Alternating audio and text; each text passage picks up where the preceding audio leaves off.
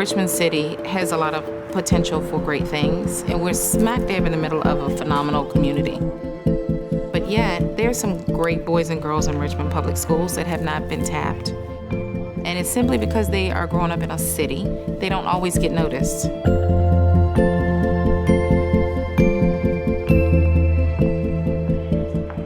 I see me in a lot of these boys and girls that are walking down the hall where they weren't successful in math or English or history, but they haven't been shown that violin.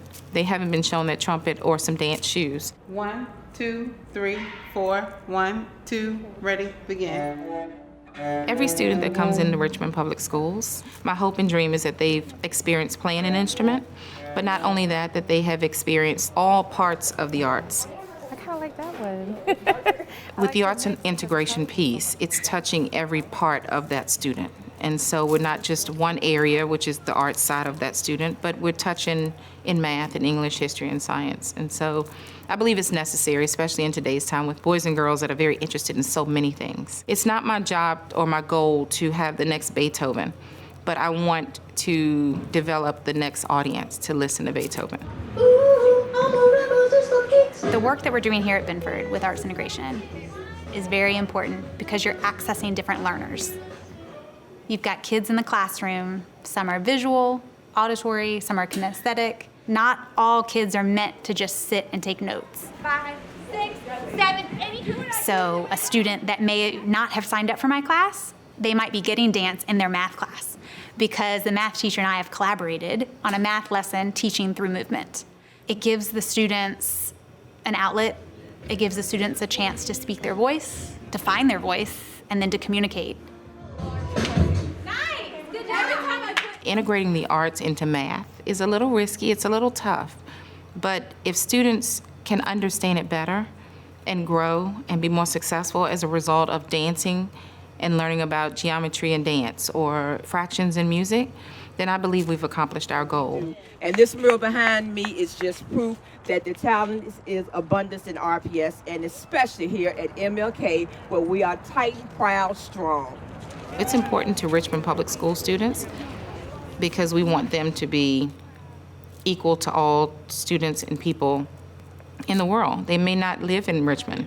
So when we send them from Richmond Public Schools out into the world, they should be equal, they should be successful, and they should be comparable to anybody else. 1, 2, 3, 4, C scale, ready. This is where I learned everything I needed to learn to be where I am. If I could do it here and be successful, then I feel like it's just a matter of time for our kids. Because of what I've received from Richmond, I want to make sure that every kid who comes into Richmond Public Schools has the same experience that I have. Nice. Very nice. Quite honestly, all of my report cards, I look back at them in elementary, middle school, and all my teachers signed it saying, she's got great potential. No one said I was amazing, I was fantastic. She's got potential. My music teacher said, she's amazing. Here I am. So, that's it.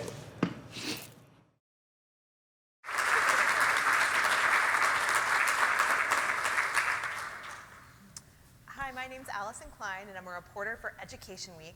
And I'm here with Christy Jo Adams, and she's the Fine Arts Instructional Specialist at Richmond Public Schools. And she's all made us all cry a little bit already from that video.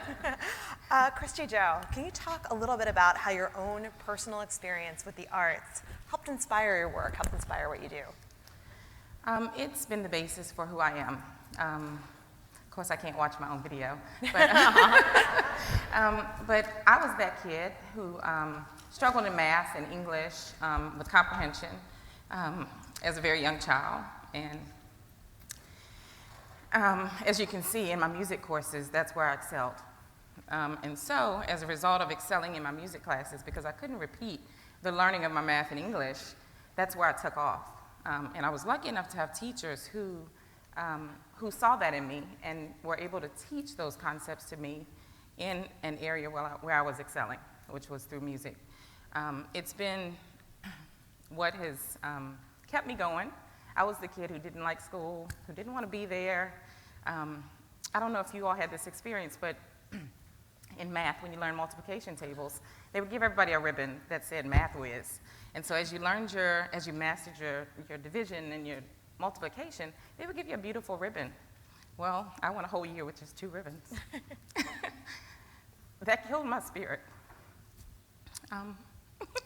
And because of that, it drew me closer to the music. As I progressed in music and became better at it, I earned my ribbons. So. Yeah, absolutely. So I know part of your mission is bringing the arts to children who may not have experienced it. What do you think that attending theater or going to a museum can do for a child who's living in poverty? Well, opportunities and experiences are what we know will advance students. And just giving a student an opportunity that may not otherwise have it, to walk into a museum and to see a piece of artwork by a famous artist can really expand a student, their vocabulary, their understanding. But bigger than knowing an artist, I think it's the opportunity, experience, and the exposure to one day maybe have a conversation about it with someone else who's had that same experience. We know that students excel much faster when they have had opportunities, when they have had experiences, and when they can carry on a conversation with someone in the room. If they never have those experiences, if they never get an opportunity to see a theatrical production, how can they say they don't like it? And so I feel like if we don't expose boys and girls to those kinds of things, then they can never have a true opinion about anything. And so it's my job to make sure that they get that opportunity to experience all of the genres of art so that they can have an opinion about whether they like it or not, and so that they can have just general conversations with everyday people. So in Richmond, you're using arts as a strategy to turn around low-performing schools. You've got 3 schools that you're working with this arts integration strategy. What's been the story of those 3 schools in Richmond that are trying this? So I was lucky enough a couple years ago to have a superintendent who was a risk taker, and there was one school in particular that had low attendance. They were thinking about closing the school, low enrollment, and something happens in Richmond right after our elementary school experience where students leave our district. And so the original goal was to make sure that students, that we held on to our students. I mean, we have great students, so we wanted to hold on to them. And in order to do so, we didn't really want to close, well, the community didn't want to close the school, and we didn't either, but as you all know, with money, it's not cost effective to keep a school open with only 200 students in it that may hold 700. Yeah. And so the original plan to start this School for Arts Integration was simply to build enrollment. We never had a conversation about the achievement gap. We never had a conversation about standardized testing scores going up. It was strictly about how do we get these middle schoolers back into our schools? Because there were 3 areas that we talked about, and it was, if we get students in the seats, that's when they start learning. We've got to pull these students in, we've got to engage them, and we've got to find their niche. What is it that will keep them there? But we've also got to please the community because we need their support as well. So those were the 3 things that really drew us in on doing the arts integration. Richmond has become very artsy, a very artsy town. And so this particular school is 2 blocks away from one of the greatest art museums we have in Richmond. And so as part of that, we said, well, let's do a proposal. School board bought in, and then we started to work on it. And in 3 years, the students came back to Richmond, and we tripled our enrollment, and now we have a waiting list. And so it's been great to see that school excel because we know that students can't learn if they are not in the seats. And so now we've started this conversation about, so what do the scores look like in math now? What do they look like in English? And this year, I'm pleased to say just this past year, we've had an 8% increase in writing scores in that particular school. And it's quite simply because the bodies were in the seats, because we can't do anything if the seats are empty. And so every one of the 3 schools, they don't all look the same. They look very different because they're at different levels of their arts integration.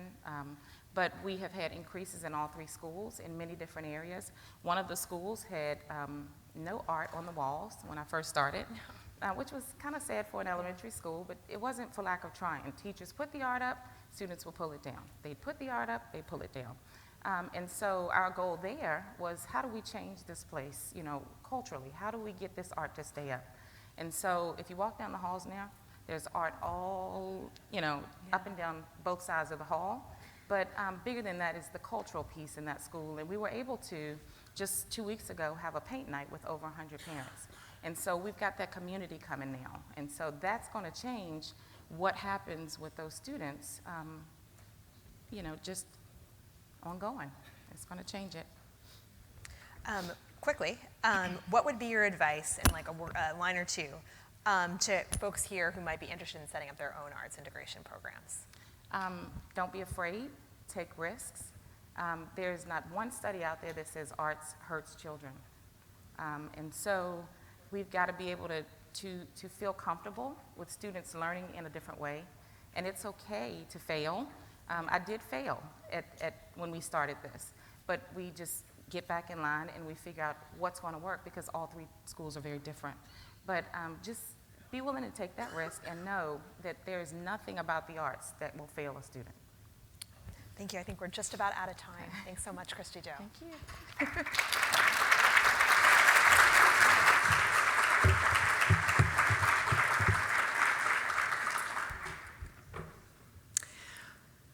Christy Jo Adams' work with principals and teachers to integrate arts instruction into daily classroom teaching in Richmond schools, particularly in low-performing schools, is changing how students feel about themselves and their success in schools, as well as their trajectory of achievement.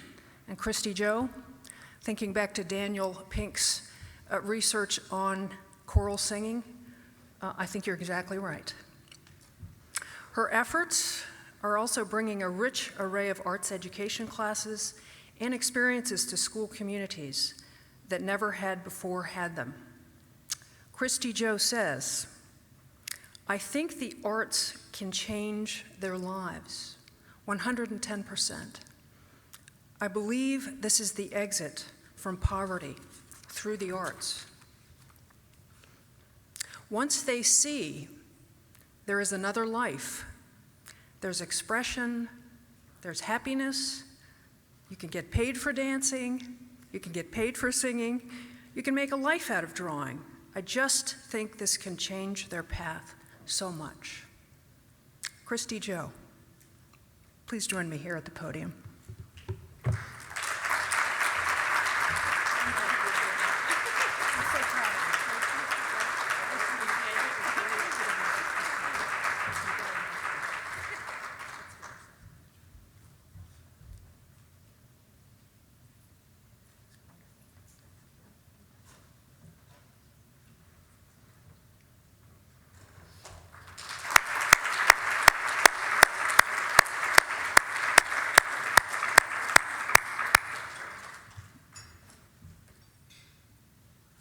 It's now my pleasure to welcome staff writer Denisa Superville.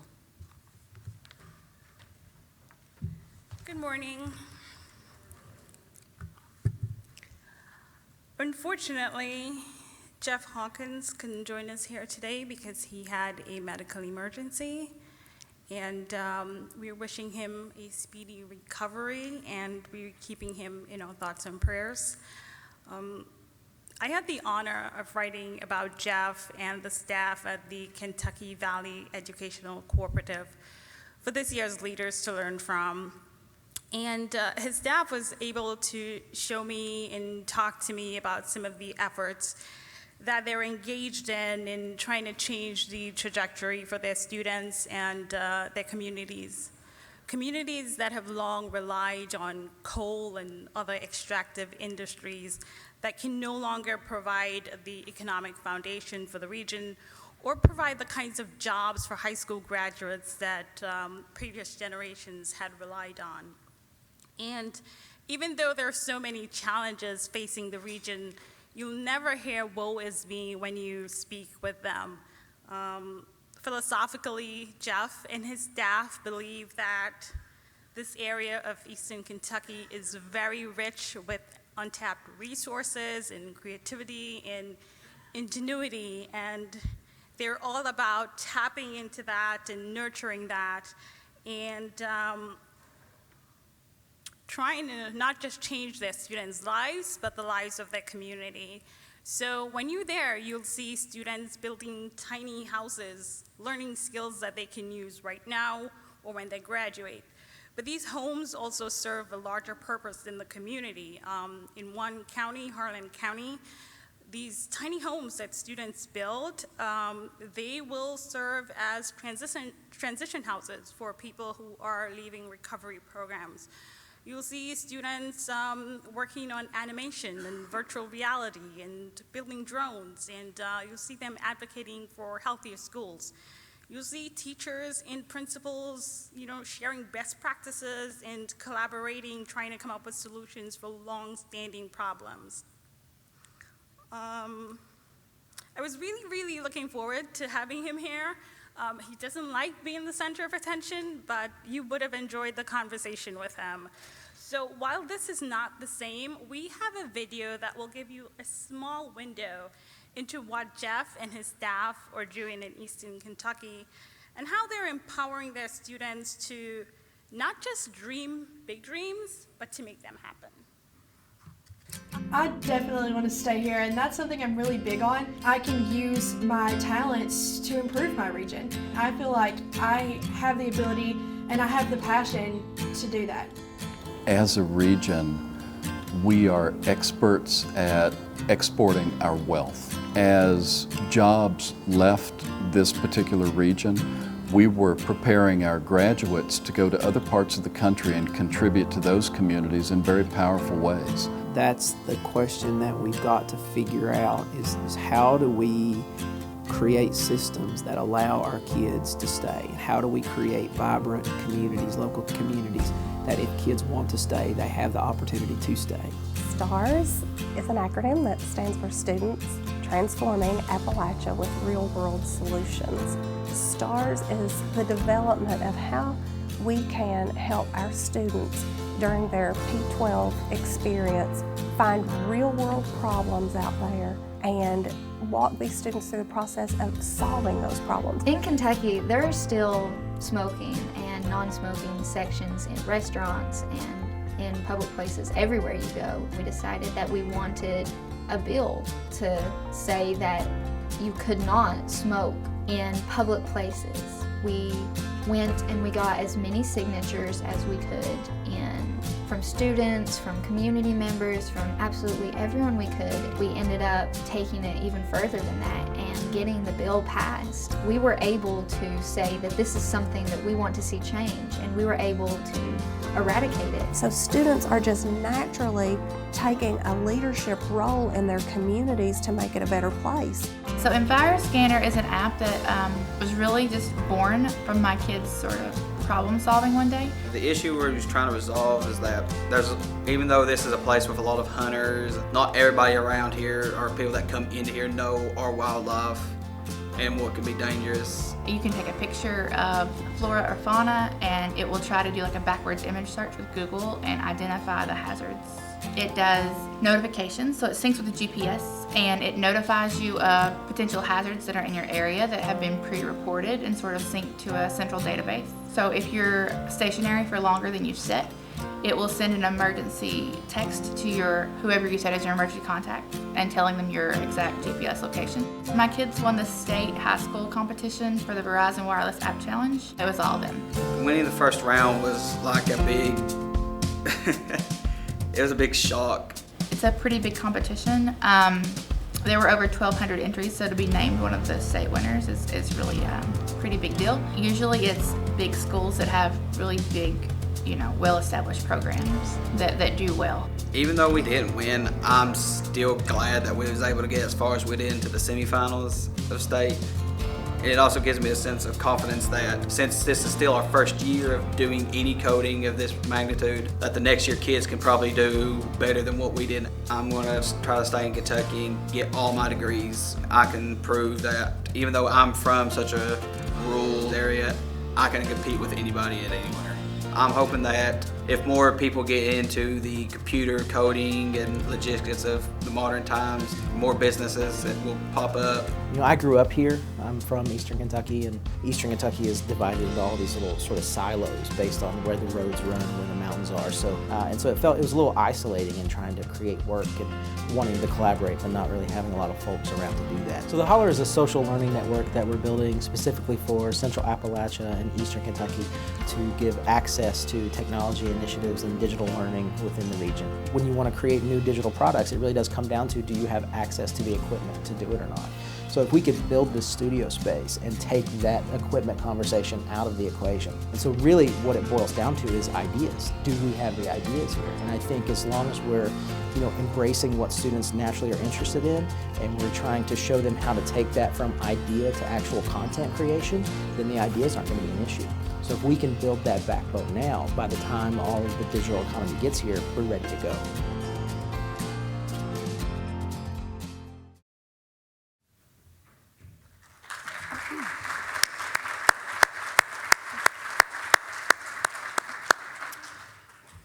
As Denisa said, we're very sorry that Jeff couldn't be with us here so that we could celebrate him in person, but we wish him good health. And Jeff will be saving a seat for you at next year's Leaders to Learn From, right? Once again, could we give him a round?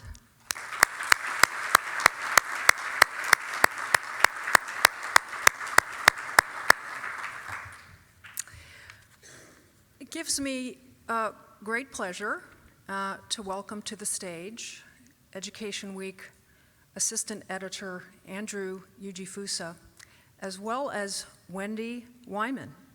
Wendy is the superintendent of the Lake County School District in lovely Leadville, Colorado.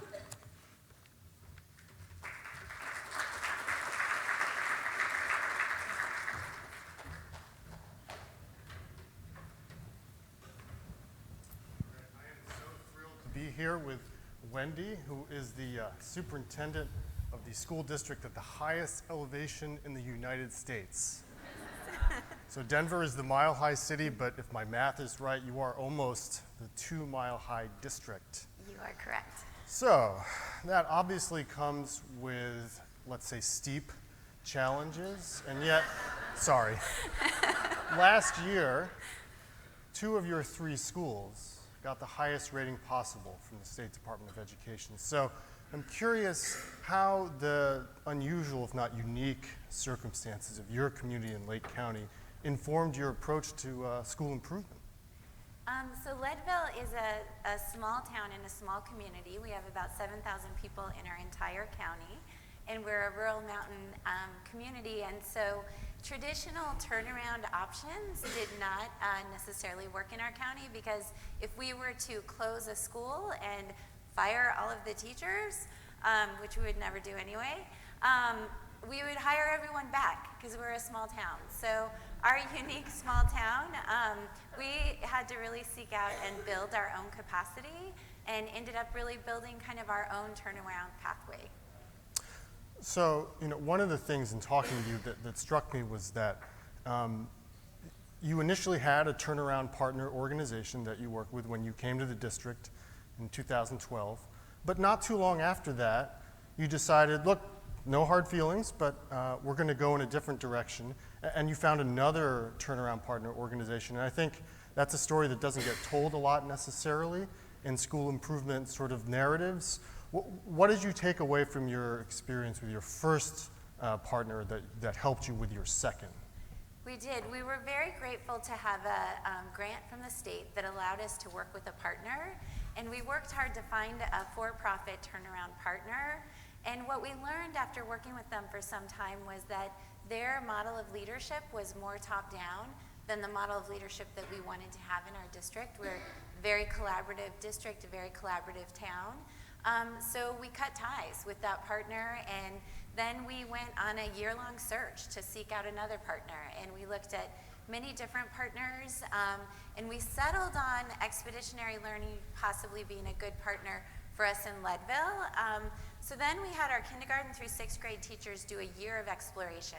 So they went and visited expeditionary learning schools, they went to conferences, they went to professional development, and at the end of that year, 100% of our K through 6 teachers voted to become expeditionary learning schools, and at that point we did. Can you talk a little bit more about the teachers? Because I think sometimes when people talk about school improvement, it's people get in a room, not teachers, but administrators and other folks get in a room and they pick a strategy, they pick partners, and then they say, all right, now we need to get the teachers on board. It can feel like they're having things done to them as opposed to being true partners. How did you, and I think there was initially some skepticism in some quarters of the teaching community there. How did you really make them true partners? Yeah, so we believe deeply in collaboration, and we believe that our teachers are professionals, and we really empower them. So one example of that is the expeditionary learning. You know, there was some skepticism, like, is this going to be another thing that we bring in that we don't keep for long and we change quickly? And after the teachers had the chance to go and experience that and then be the decision makers and whether or not we would do that, I think they started to feel more comfortable, and now we've been doing it for almost 7 years. And then also, we really look to our teachers as our experts. So recently in our high school math teachers selected our math curriculum. They came to us, the administrators, the district administrators, the principal, and said, we think this is what's best for our kids. So we explored it with them, and that's what we selected. So how do you know that what you're doing is working? Because as I mentioned earlier, the state last year said, hey, pretty good job, Wendy. But you know, you're in a community where it's small, everybody knows everybody pretty much, and you know, people can see directly for themselves what's going on. What are the different metrics or other things you use to know that it's working?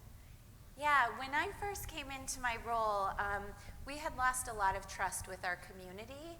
And one of the first things that I was involved with was we had a grant from the state if we could raise a local bond to build a high school, refurbish our high school and add new classrooms. And one of the things we did is we went around to the community and we heard from them that they didn't trust us, and we promised to do better. We told them the things we could see that we thought we could do better. And I would say one of the ways that we know that we're making progress is our community is now excited about our schools. Our teachers are excited about our schools. Our scores are going up. Of course, that's important. But one of the things that our community really wanted to see from us was that our kids, even though we're in a very small town, we're remote, that our kids had a wide range of experiences. And we reinstated arts at the elementary school in addition to having it throughout all of our other schools. We just keep doing the things that the community wants to see. So I think our most important measure of success is that our community, our kids, our families are happy with our outcomes, and our kids are also having outcomes. We just had one of our first gen students accepted as on a full ride scholarship to Dartmouth. So we're just continuing to look at our progress. And we just want to make sure that we're meeting that desire for a whole education. You mentioned whole education, and I think you were looking at whole child issues too when you took over, down to things like health centers at the high school that parents as well as children could use at certain times, and just looking at how healthy your community was. Could you talk about that a little bit? Yeah, so that's a collaborative effort that we engaged in with our community, and we opened a school-based health center at our high school. It actually serves all of our students. We have a dental health room in our elementary school so that our kids can get regular checkups and other dental health services. We also have mental health services across our district for all of our students. And at our school-based health center, our students can access that, but also our employees and our employees' families and our students' families. So we're able to fill a lot of the need for health services across the community. What do you think the next step is for you in terms of staying on the right trajectory? Yeah, we want to just continue to really grow the experiences we create for kids. One of the things we do that's really important is make sure that our curriculum and our experiences that our kids have in classrooms reflect the amazing opportunities in Leadville. One of the things we've done in third grade that we're really excited about is we have an expedition where our kids study the 10th Mountain Division who trained in our area, and our kids actually get to ski with, there's not many of them left, World War II veterans who trained in our area, and we teach the kids to ski through that expedition. We want to continue that kind of learning for our kids where they're not only getting career and college ready, but they're also having really rich experiences. We are out of time. Please join me in thanking Wendy Wyman, everybody.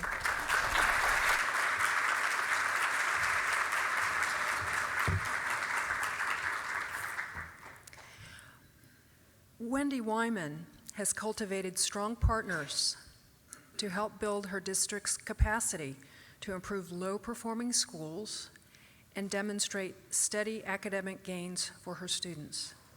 With her clear and unrelenting focus on the needs of her teachers, students, and families, Wendy has stayed in firm control over all the decisions, even as outside partners helped put the district on a solid path to improvement. When speaking of her school community, Wendy says, they wanted their kids engaged in rich learning experiences.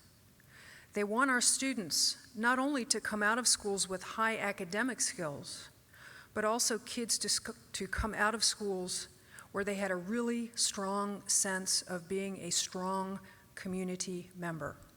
Wendy, come on down.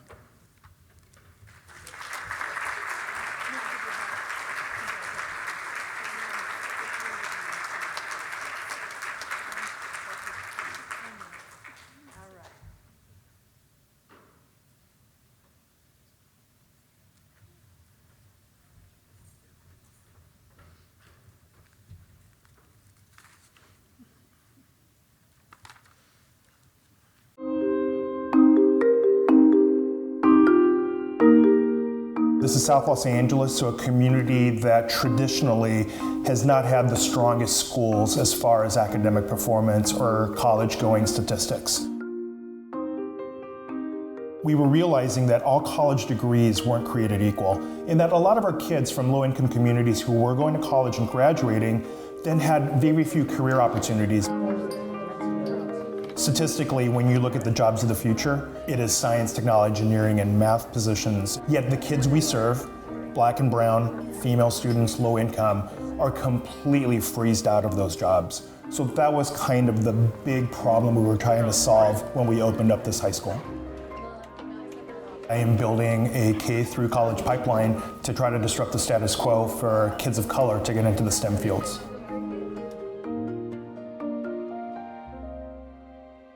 A STEM high school is a high school that focuses on science, technology, engineering, and math. We not only offer a lot of electives in those areas, but we start very early. So our kindergarten students are starting to learn about some of those design concepts that carries through 5th grade, so that by the time they get to high school, they can really specialize in one of those. Like I said, I'm not grading you on right or wrong, just want to see what your results are. If we started at high school, we might be able to make a dent and get kids interested in STEM, but our kids just don't have the social capital as other kids who do ascend in those professions. So we have to start early, because not only do we have to make up for the lack of role models, but we have to make up for the lack of educational opportunities. We have to make up for the lack of exposure that these kids have. Maybe I should leave these in. What do you think? Because I wanted to choose STEM for her because, considering where we come from, the fact that we're Latinas, not very many people believe that it's a place for us or that we're capable. I think the teachers at MSCP have really done a lot for me, from not only like an academic standpoint, but from like an emotional standpoint. They've always been there to, reassure me of what I'm capable of and tell me that regardless of what, society tells me, I have the potential to do amazing things, and they're there to help me get the education I need to do those amazing things. We built this school with a kid like Miranda in mind, a kid that maybe wasn't interested in STEM, but I have no doubt in my mind that Miranda, because of what she's done here, because of her perseverance, will be successful and will be one of those kids who disrupt the status quo and becomes a Latina computer science engineer. The fact that around 15% of all engineers and STEM professionals are combined black, brown, or female, that's not a problem we're going to fix overnight. But I think I take solace in doing as much as I can while I can. We believe as a small organization focusing on STEM that with a K through 12 organization of about 1,500 kids, that we can still produce as many STEM professionals of color as our local district, which has 600,000 kids.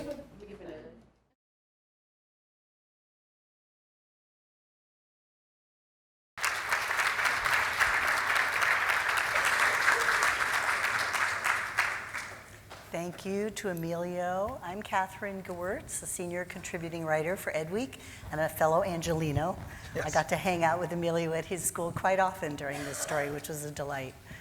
So Emilio, we saw in the video that you're helping students create dozens of new stories they might not have otherwise, but you have a very interesting personal story that shaped why you do this work. I'm wondering if you could share that. Sure. I was made in Cuba, but born in the United States. My mom came 6 months pregnant. And my mom was a dentist in Cuba, but my family lost everything in Cuba due to the revolution. So when she came here, we moved to Los Angeles. I was born, and my first memory distinctly is running around the apartment downstairs, coming up. It's probably 3 or 4 years old, and I hear murderous screaming. And I'm thinking something is very wrong. And I peek around the corner and I see my mom in the bathroom, and she has her foot propped up on the toilet. There's a guy sitting on the toilet. She's got a wrench, and she's just pulling his tooth out. I'm like, what in the world's going on? And the reality is, my mom was doing black market dentistry in our impoverished neighborhood because the people didn't have insurance. She didn't have a license. And that's how she made it through. So what that instilled in me at a very young age is, number one, problem solving. There is a solution to everything. But my mom went back to school, went to UCLA on a special scholarship, and became a dentist. And because of her, unfortunately, we had to move out of that neighborhood, but it changed my entire educational trajectory because zip codes matter. And I had to leave my neighborhood, and I had to go to a neighborhood that had better schools. But the only way we did that is because my mom was able to find that mobility through a STEM profession. Here we are, 48, 50 years later, and the STEM opportunities for women and women of color or people of color have not improved much since 1968. But the fact that your mom moved you from a pretty challenged part of LA to San Marino, which is famous for its marvelous schools. Yeah.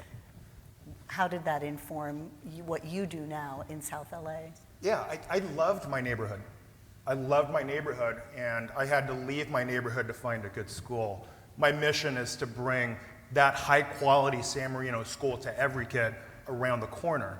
It shouldn't matter what your zip code is. You should have access to a tremendous, rigorous education, just like those kids in San Marino did, just like I did.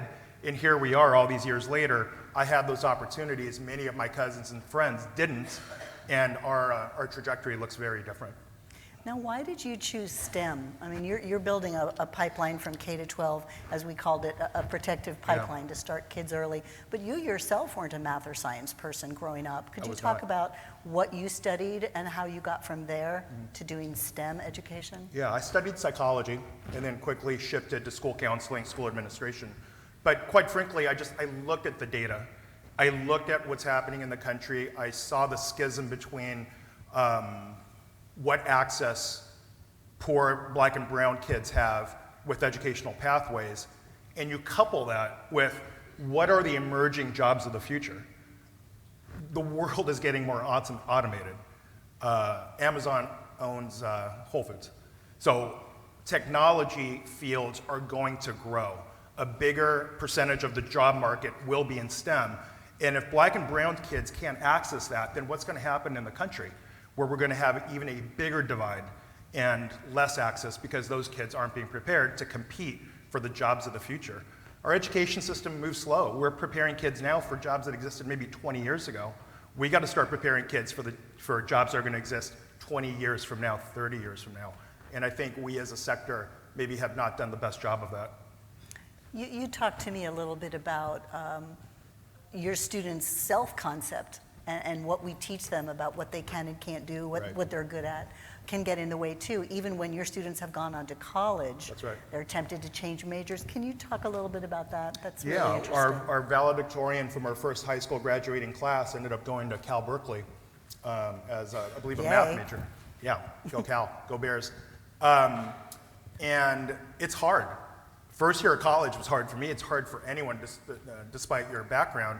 And for her, she was struggling. Those classes were tough, and she was the only Latina in a classroom full of mostly male, mostly Asian, mostly white. And when and this isn't a knock on Cal, I hope they're listening, and we need to do a better job of this, but when she went to go see her counselor, they said, well, what else are you passionate about? Have you thought about Chicano studies or ethnic studies? She called us and said, hey, I think we're going to switch majors. This is just too hard.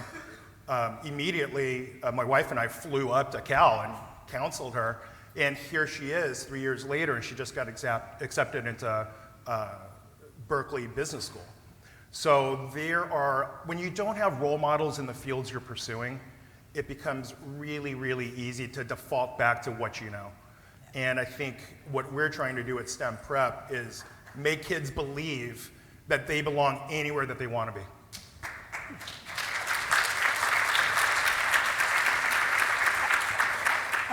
I wonder if you have a couple of pieces of advice to offer. If other people like you want to create this pipeline, what are a couple words of wisdom you would offer? It's always easier to reflect on your mistakes and say, don't do that. You could do that. There weren't a lot of schools that looked like the one we wanted to create, and we felt that we needed to create the curriculum and build this from the ground up, and that was just not feasible.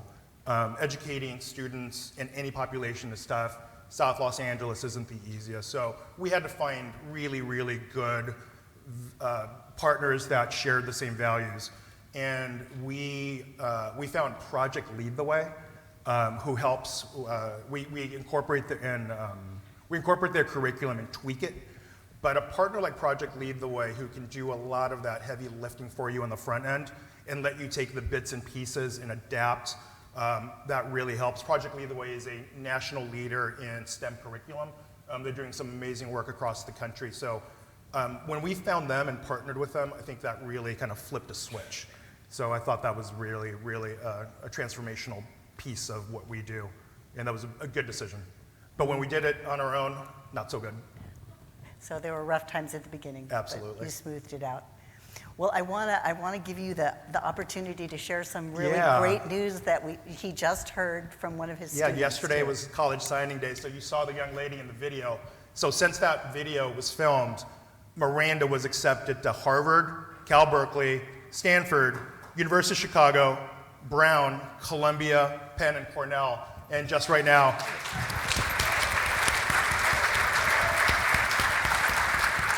and I just heard that she signed at Stanford. When I asked why, the rationale is Stanford is a top 3 computer science program in the country, and that's going to be her major.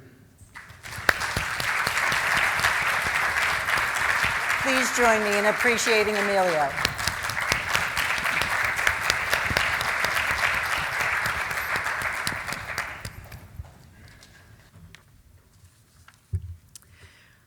Emilio's students, all of them Black or Latino and low income, are outperforming those at the nearby schools they would otherwise have attended.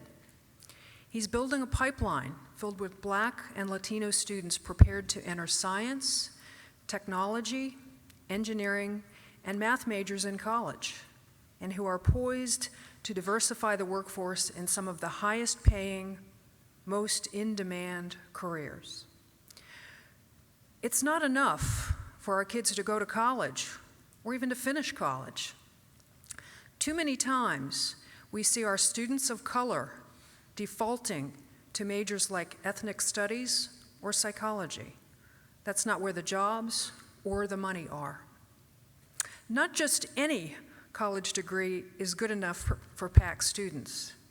And when he tells you why, his explanation is essential, Emilio. His answers blend a studied command of education and job pathways with relentlessly lofty goals and his own bittersweet life experience. Emilio, please join me here at the podium. Thank you.